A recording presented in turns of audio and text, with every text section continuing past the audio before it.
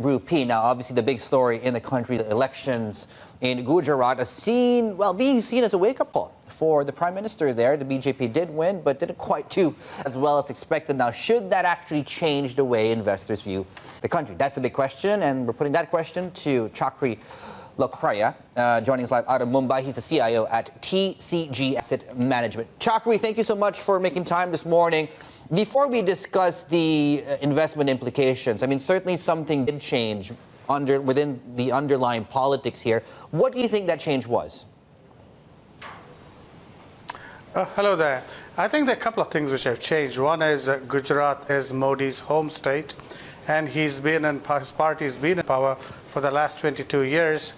This time they come back to power, which is a good thing for the markets, but with a diminished majority. So I guess it's kind of a wake-up call that now the focus needs to be on reform and reflation of jobs and pro-business policies.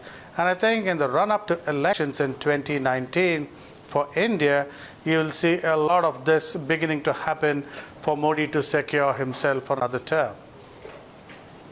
Does that mean that we return to populist policies? Because what's really driven the markets higher was the promise that these painful reforms will be put in place and they'll stand behind these painful reforms. I mean, leading into 2019, what is it going to be? I mean, are we going to see a return to more populist policies? And what does it do with the budget?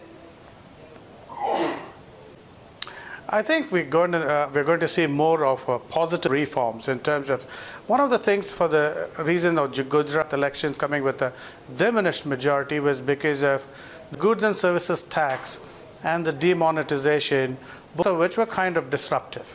Now, as that normalizes and the government has recognized that GST rates needs to come down to help small traders and businesses move up and to be able to compete, and so they're giving them some concessions.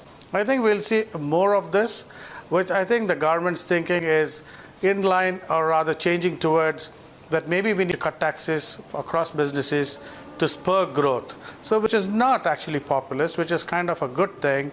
And that's what India needs, because the lack of job growth has held back economic growth as well over the last 3 odd years.